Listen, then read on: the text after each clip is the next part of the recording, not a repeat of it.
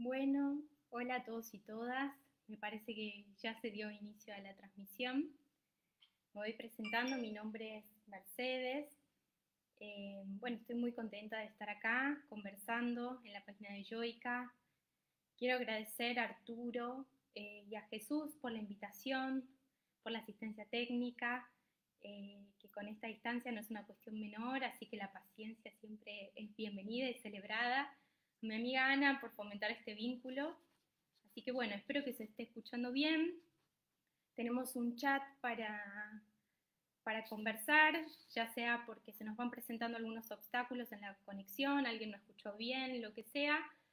Eh, y también para hacer preguntas, ¿no? Para ir conversando juntos. Mi idea es traer algunas cuestiones que ya vengo investigando en relación al cuerpo, en relación a la fenomenología de Merleau-Ponty. Bueno, ahí voy encontrando algunos saludos, hola, los voy leyendo. Y bueno, precisamente me pidieron que me tome unos minutos para dar inicio al tema, para dar tiempo a que todos nos vamos pudiendo conectar.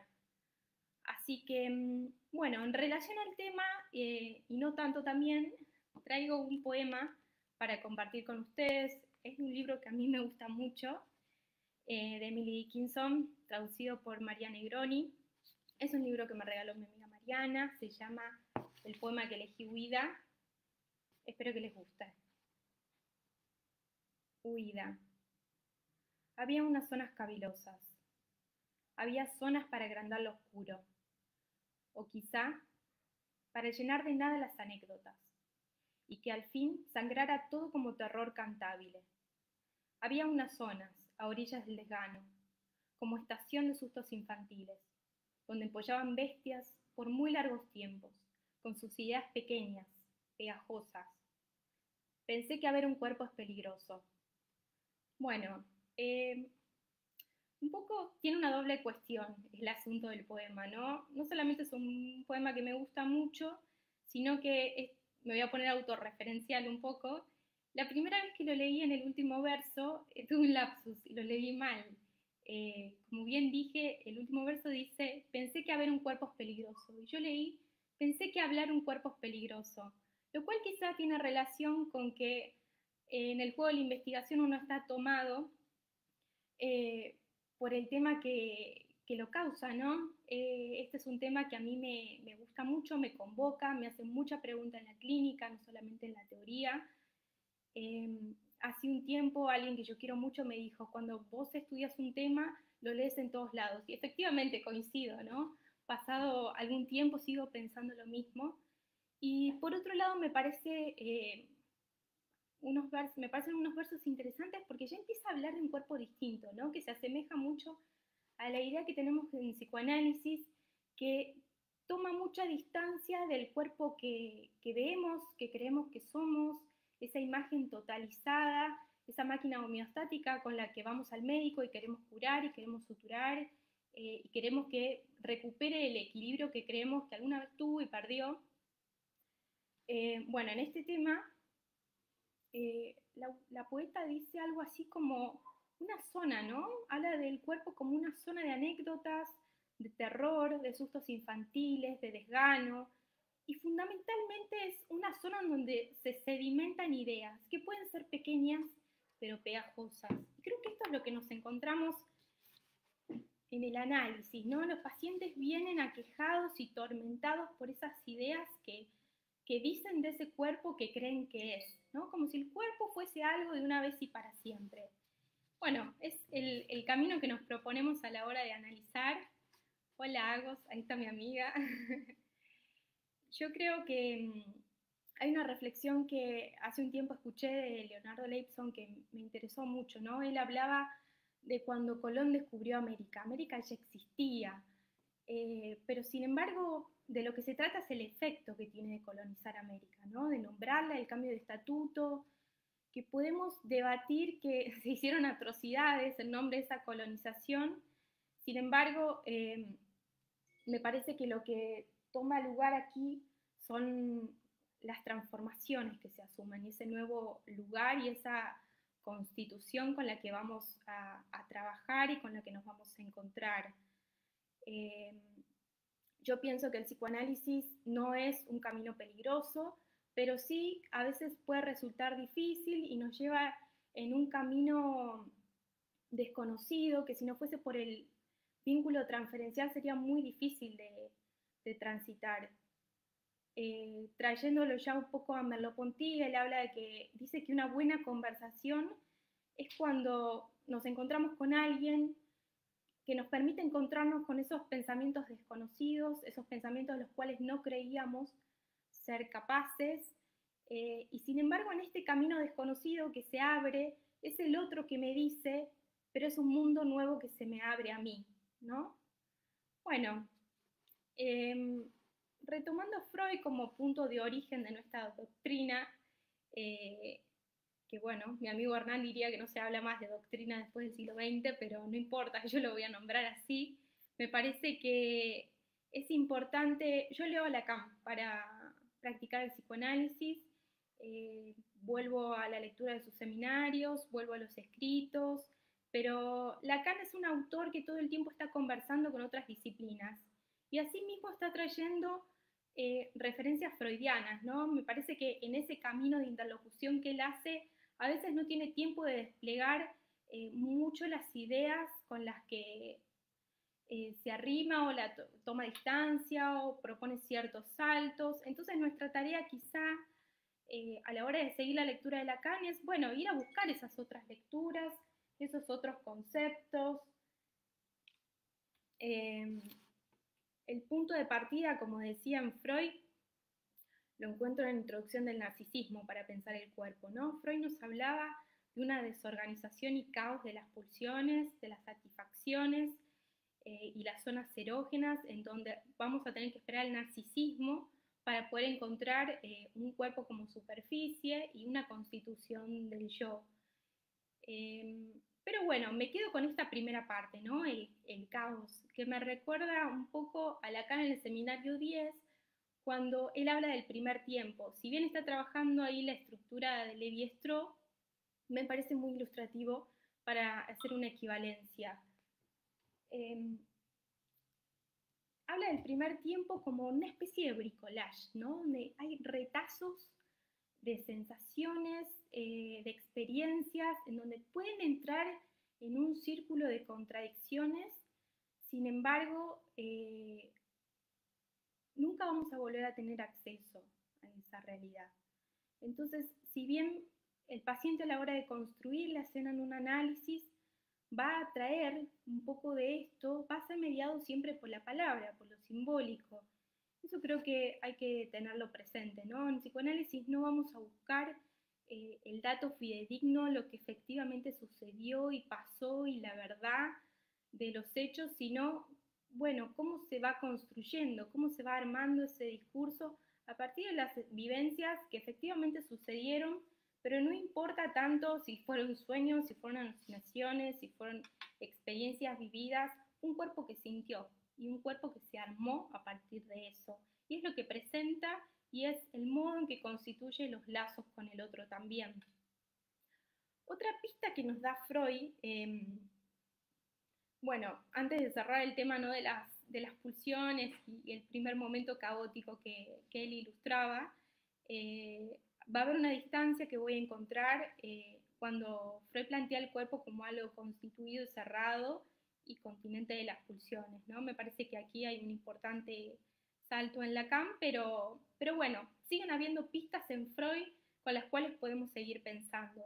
Parece que a la hora de trabajar el fenómeno de lo siniestro eh, o luminoso, depende la editorial con la que estén trabajando, ¿no? Me parece que tiene cómo se juegan las traducciones, a veces tiene que ver cómo lo nominamos, pero fundamentalmente este fenómeno, el que él va a exponer y va a definir una distancia con el sí mismo, ¿no? Un extrañamiento. Hay una anécdota que a mí me gusta mucho, que él la escribe en una nota al pie, y dice, acá la recorté para traerla un poco más en sus palabras, que siempre son tan lindas. Dice así, me encontraba solo en mi camarote cuando un sacudón algo violento del tren hizo que se abriera la puerta del toilette y apareció ante mí un anciano, un anciano, señor de ropa de cama que llevaba puesto un gorro de viaje. Supuse que, por error, se había introducido en el mío. Me puse de pie para advertírselo, pero me quedé atónito al darme cuenta de que el intruso era mi propia imagen proyectada en el espejo. Lo curioso de esto, no es que Freud se vuelve atónico y se siente atónito ante el desconocido que ingresa a su camarote, sino cuando se da cuenta de que es su reflejo el que desconoce. Este es el punto de extrañamiento que me parece que Lacan va a recoger y va a definir también y va a formalizar tan estrictamente en el estadio del espejo y en los modelos ópticos, ¿no? Siempre con una vuelta más. Me parece que esto es algo que nos enseña Lacan, ¿no? Todo el tiempo pensar la teoría y la clínica y poner los puntos finales como preguntas, ¿no? Para seguir trabajando. Porque me parece que si hay algo que el psicoanálisis en lo que se destaca o en lo que se caracteriza, tiene que ver con eso, con la pregunta constante. No solamente en lo que le pasa al paciente, sino cómo se nos está presentando el lazo transferencial para poder escuchar a ese paciente. La resistencia con la que nos encontramos día a día en cada caso, circunstancia a circunstancia.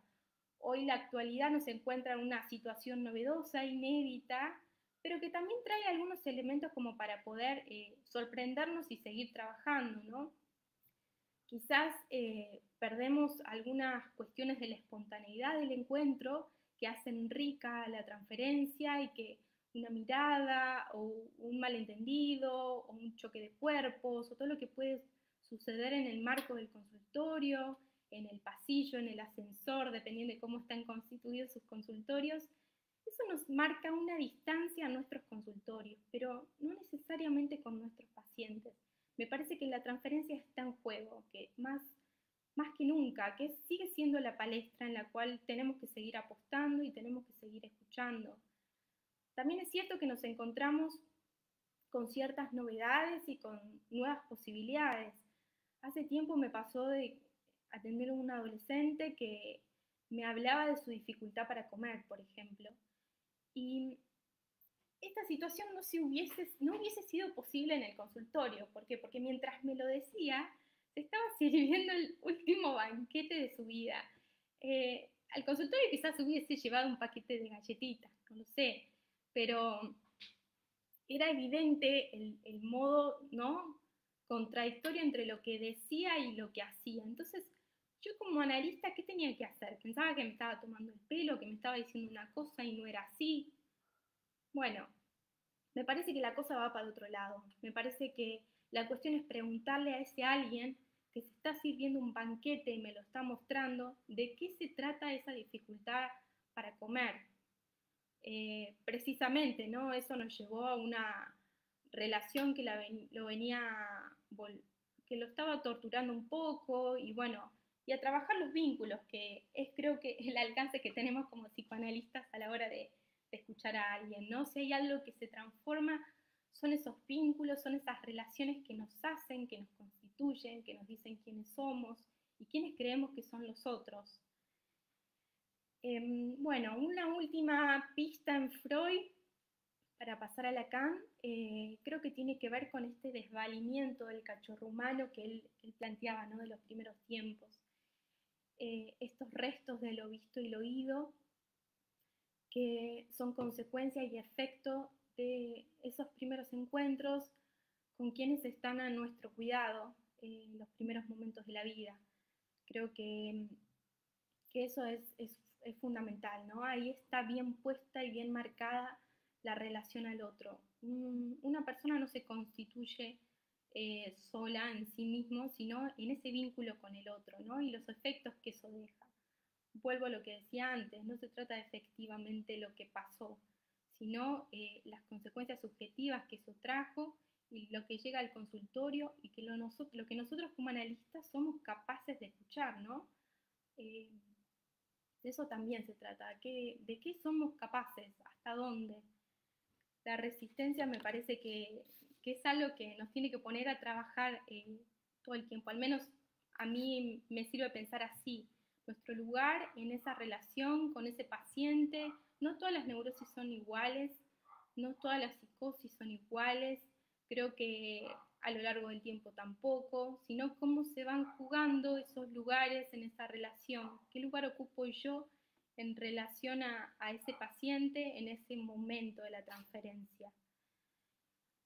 Bueno, a ver, para seguir un poco con Lacan, me parece que, como decía antes, estas formalizaciones que él trae de manera tan clara y tan precisa en algunos seminarios, en algunos escritos para retomarlas también, del estadio del espejo y los modelos ópticos, nos habla, no sé si vamos a tener tiempo de desarrollar mucho, pero básicamente me quedo con la idea de la imagen virtual, ¿no? Que hoy resuena tanto esa palabra. La imagen virtual es en la que el espejo plano me devuelve, donde me veo completo, pero sin embargo no me dice de ese cuerpo que soy, ¿no? Yo me veo en el espejo, pero no estoy ahí. Entonces ahí ya vemos la decisión, ya vemos la distancia, la mediación que tenemos que poner para reconocernos. Creo que Merleau-Ponty en estos temas es importante. Es un fenómeno que a mí me gusta mucho, que de hecho lo elegí para escribir mi tesis, no solamente porque habla de un modo muy preciso y se detiene con la noción de cuerpo de una manera en que no veníamos encontrando. Merleau-Ponty, para ubicarlo en el tiempo, es contemporáneo de Lacan, de hecho eran amigos, él asistía a algunos de los seminarios de Lacan. Lacan tiene la posibilidad de mencionar algunas de sus obras, la fenomenología de la percepción, lo visible y lo invisible, pero más allá de la bibliografía me parece que hay como una comunidad de pensamiento en muchas cosas. Cada uno tenía un rol distinto, ¿no? Lacan psicoanalista, pensaba en la clínica, y Merleau-Ponty fenomenólogo, ¿no? Pero estas ideas de la fenomenología me parecen súper ricas para pensar el modo en que consideramos la clínica, el modo en el que escuchamos a alguien y pensamos la manera en que constituye sus lazos y constituye su propia imagen también. Merleau-Ponty es alguien que también leía mucho los textos freudianos de una manera muy fiel, y quizás al principio, en la estructura del comportamiento, su primera obra, da cuenta de cierta distancia o ciertas cuestiones con las que no está de acuerdo, pero principalmente para poder complejizar eso que siente que en Freud no está siendo leído, ¿no? No con el afán de criticarlo y decir Freud se equivoca, sino respondiendo más a una cuestión de investigador y encontrando esa rigurosidad en el método de la fenomenología eh, como una herramienta para el psicoanálisis. Merleau-Ponty va a decir que las lecturas post-freudianas respondían y entendían al psicoanálisis en relaciones de causa y efecto. Y él pensaba más en una línea de motivación, ¿no? El analista no tiene que decirle al paciente lo que le pasa. El analista tiene que escuchar. Quizás yo lo estoy llevando a mis palabras, ¿no? No lo dice tan así, pero creo que puedo leer el espíritu de esa idea. Él habla de que el inconsciente no tiene que quedar como una conciencia aparte, como un compartimiento aparte, sino que de lo que se trata es de una conciencia ambigua, en donde todo es más difuso de lo que uno cree, ¿no? Y que los otros no son tan otros consistentes, sino que se nos vuelven a la manera de mitos y realidades que no están detenidas en el tiempo, ¿no?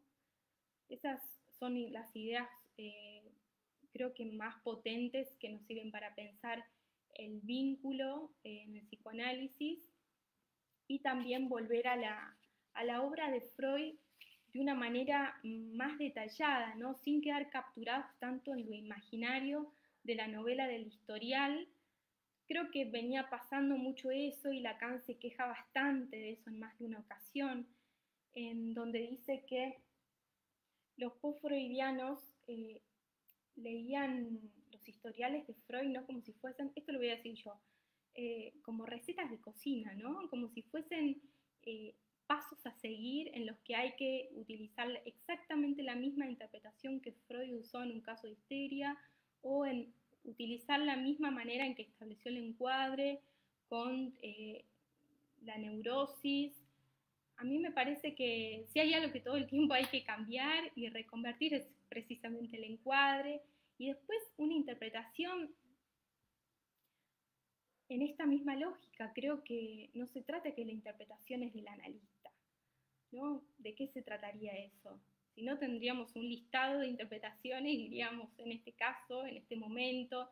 Y creo que el psicoanálisis, si pensamos de interpretación, tiene que ver con lo que decimos nosotros como analistas, pero bueno, los efectos que tiene en ese paciente, que los podremos ver en la misma sesión, los podremos ver un mes después, o no los podremos ver y entonces no fue interpretación.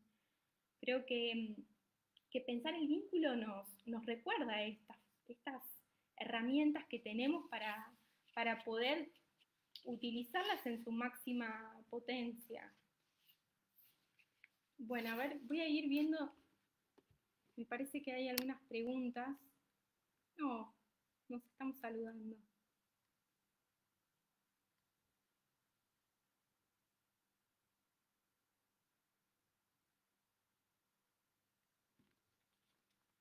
Bueno, bien, vamos a seguir entonces. Bueno, nos quedamos un poco en el cuerpo imaginario, que si bien ya habla de un otro potente, podemos pasar un poco a lo que es el cuerpo en relación a la pulsión y el significante. Yo creo que la naturaleza del cuerpo es el significante, ¿no? Como un territorio, como superficie de escritura, sobre todo en el seminario 11 de Lacan, que se pueden desplegar mucho estas ideas, y precisamente en el seminario 11 utiliza la última obra de Merleau-Ponty, que si bien es inacabada porque encuentra el hecho fortuito de su muerte,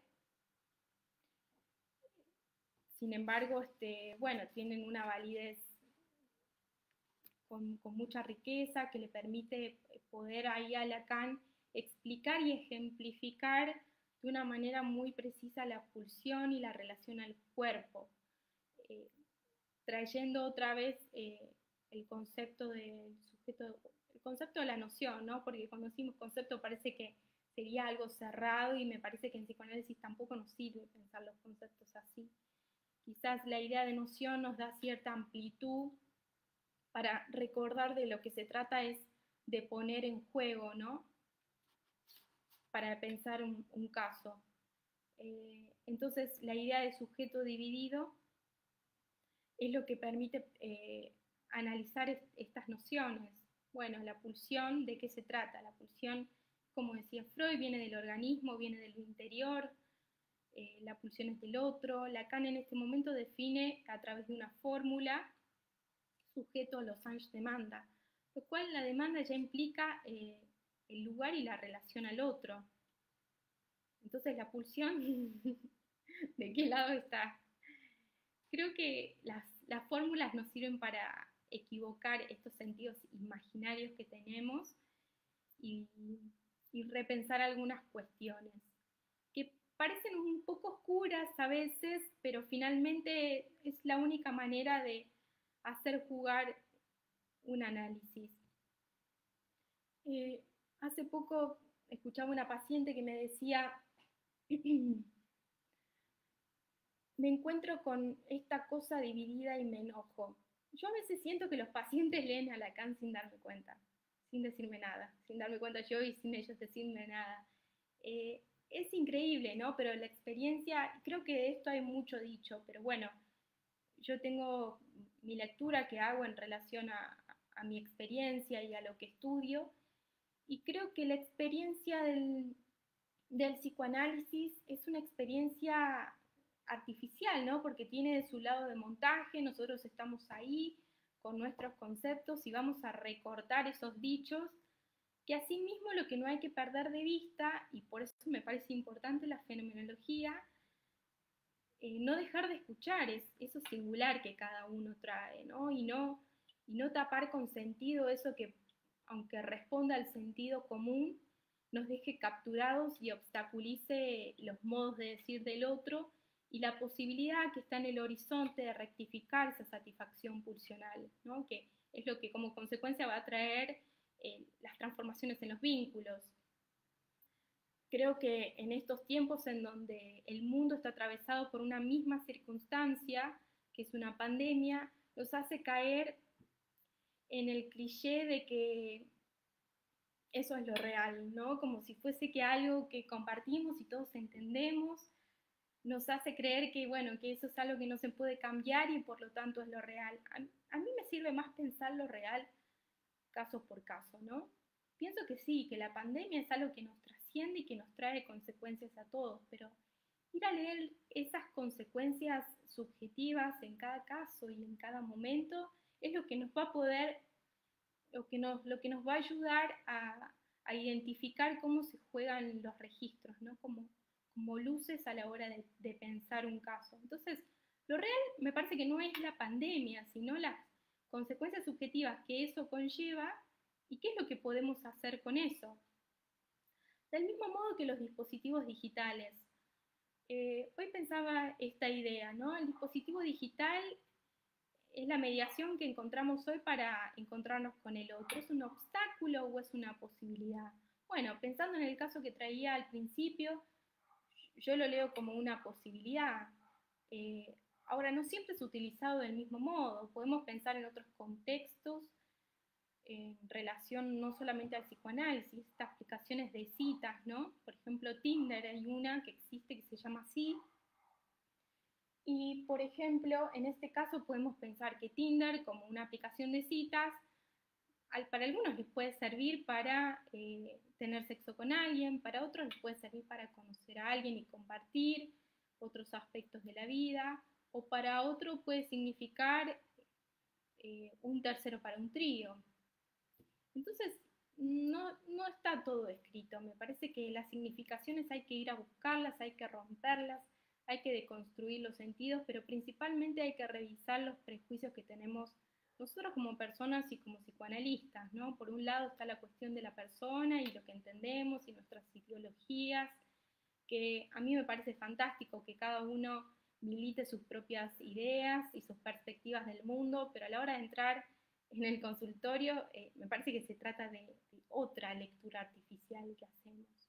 Y por otro lado, el prejuicio que tenemos con nuestros conceptos y nuestras nociones, que para eso, bueno, quizás hay maneras de poder salvarnos de eso o estar advertidos. Creo que conversar con otros, de trabajar con supervisiones, pero no quedarnos encerrados en el consultorio es algo que a mí me indica que es la única posibilidad de seguir pensando lo que estamos haciendo.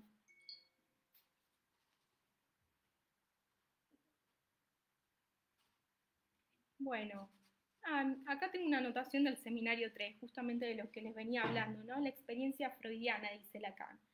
Lejos de toda idea, fuera de los conceptos, es decir, preconceptual, en los siguientes términos. Entonces, en este punto, es lo que está diciendo que no es nada preconceptual. Vamos a trabajar y escuchar con conceptos. Se trata de una experiencia verdaderamente estructurada por lo artificial, que es la relación analítica. Bueno, entonces, para ir resumiendo, ¿no? Se trata de ubicar las coordenadas en ese contexto, ¿no? Y para pensar el cuerpo, en toda esta línea de lo que veníamos diciendo, nos encontramos con ciertos límites difusos bueno, que hablan de un cuerpo distinto, que hablan de un cuerpo inédito, que hablan de un cuerpo que ya estaba, pero quizá faltaba el psicoanálisis para venir a escucharlo. Lacan dice también que lo difícil de asir en esta forma general del cuerpo con la que nos encontramos es el punto de la zona erógena y sus relaciones. Un poco me remito a esto de la pulsión que estaba introduciendo. Creo que la pulsión no viene del interior del cuerpo, creo que la pulsión se establece en el lazo al otro. Creo que el cuerpo no es algo cerrado, tiene agujeros, sí tiene agujeros de la biología, de lo que podemos ver y darnos cuenta todos, pero sin embargo tampoco esos agujeros van a ser lo que constituyen la zona erógena, sino son las ofertas que tiene el cuerpo, la biología, es lo que viene a ofertar para que exista la posibilidad de que el montaje de la pulsión se constituya. en esos agujeros, pero la zona erógena hay que ir a buscarla, hay que escucharla. A ver, acá estoy leyendo. Lo real es imposible lógico producido por lo simbólico que queda fuera de esto, estoy de acuerdo. Es notable cómo se sigue utilizando lo real como materia biológica. Absolutamente, me parece que sí, estoy de acuerdo. Es lo imposible lógico. La definición de real es esa. Eh, recuerdo cuando Lacan trae este ejemplo, ¿no? La metáfora de los planetas. Y dice que el circuito en las órbitas puede ilustrar lo real, ¿no? Lo real como repetición, lo que siempre vuelve al mismo lugar. Pero no se trata del fenómeno en sí, sino de cuando alguien se encuentra con esa repetición y cuando alguien se siente extrañado en esa repetición. Por eso decía que el coronavirus no es un real, sino que hay que ir a encontrarlo en esas coordenadas y las consecuencias que tiene. Entonces vamos a poder delimitar lo simbólico, lo imaginario y lo real en ese caso. Bueno, para cerrar me parece un poco, trayendo un poco, no sé si quedaron claras las ideas de Merleau-Ponty, pero creo que fundamentalmente él precisa que cuerpo y mundo se constituyen con la misma pasta, que el mundo privado deja de ser mío, ¿no? Para transformarse en el instrumento a partir del cual el otro actúa. Merleau-Ponty es alguien que supera, ¿no? Esta idea de que alguien puede conocer al objeto de una manera unívoca y por encima del mundo, y sí se encuentra entrelazado con los efectos del mundo y los otros. De hecho, en uno de los primeros textos, que es El niño y la relación con los otros, va a plantear una cuestión de que el otro, que habilita esa identificación del niño, no va a ser una persona en sí, sino va a ser un lugar con el cual el niño va a interactuar, se va a definir, se va a reconocer y va a poder constituir una identificación. Pero todo el tiempo, no sé si se dan cuenta, se trata de funciones lógicas, las que, las que vamos viendo, con las que nos vamos encontrando. Creo que también responde a esta idea de no dejarnos capturados por los historiales freudianos. Me refería a eso, si bien tuvimos la posibilidad de tener un maestro y padre como Freud, quien es capaz de ir al detalle cual fenomenólogo, ¿no? Y desplegar cada una de las circunstancias y las situaciones y los lugares. Quizás el hecho de nominar padre, madre, hijo nos marea un poco, sobre todo en estos tiempos en los que nos estamos proponiendo decir a los lazos, nombrar a los lazos y a las identidades de una manera distinta. Creo que no hay que perder de vista a Freud en esto, no hay que descuidarlo, porque pienso que tiene mucho para decir todavía. Quizás se trate del modo que encontramos de leerlo y de seguir trabajando con él, ¿no? ¿Qué hacemos con él? ¿Qué hacemos con la relación? Se trata de eso.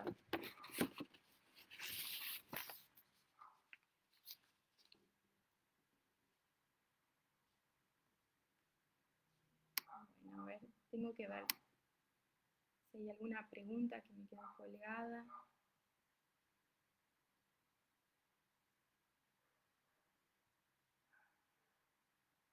Bueno, si alguien tiene alguna pregunta, algún comentario, observación, siempre quedan cosas por decir.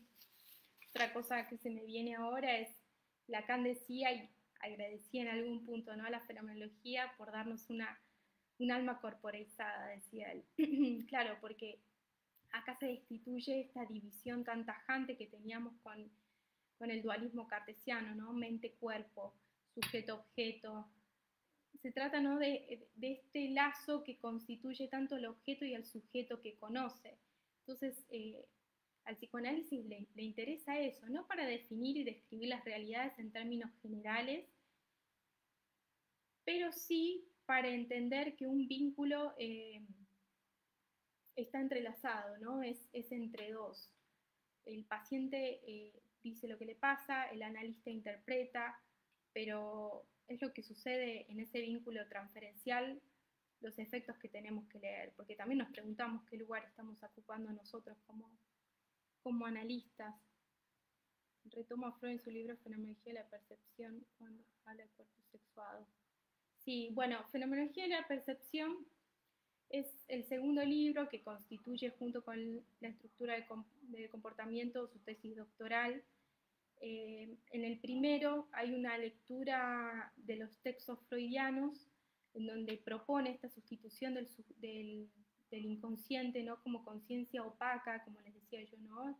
La realidad no es tal como está presentada y definida en un solo sentido, sino que hay que empezar a complejizar un poco y a entender que todo eso forma parte de la realidad y lo que somos. Y en la fenomenología de la percepción se va a ver ya de una manera más clara la implementación de un método de la fenomenología, ¿no? Lacan rescata eso también, no perder de vista ninguno de los tiempos en una investigación, y eso es lo que toma y cita todo el tiempo de la fenomenología como una ciencia rigurosa a la hora de investigar. Pero bueno, no los quiero cansar, me parece que si no hay preguntas, de esto se trataba un poco lo que quería compartir. Ahí lo estoy leyendo a Jorge que dice, en el encuadre del análisis, ¿qué lugar ocupa el cuerpo del analista? Entre el juego, entra en juego, sería en la dinámica de la resistencia, sin duda. Me parece bueno, que esto fue algo que nos hizo mucha pregunta, ¿no? Ahora con una pantalla, ¿qué hacemos con el cuerpo? ¿Qué lugar tiene el cuerpo?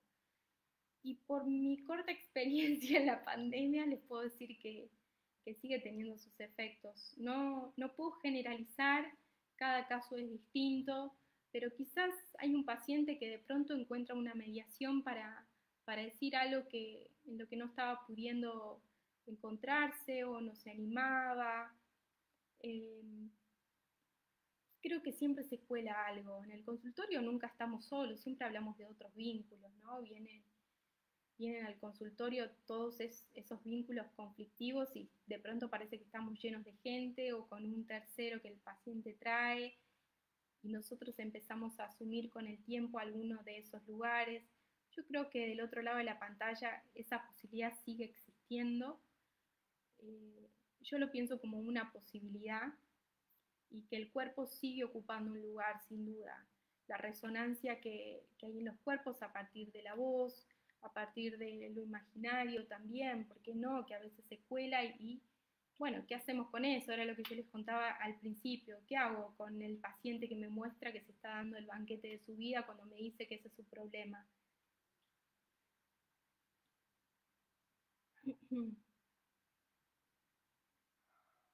Y la resistencia, como también decía antes, creo que es algo con lo que todo el tiempo tenemos que estar advertidos y estar leyendo.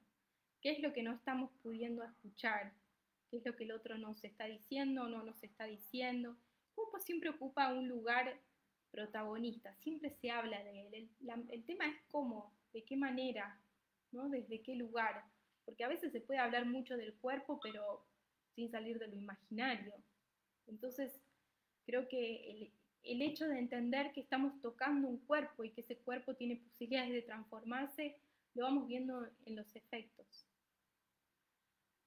Bueno, me parece que vamos a dar por finalizado el encuentro. Agradezco mucho a todos los que me acompañaron.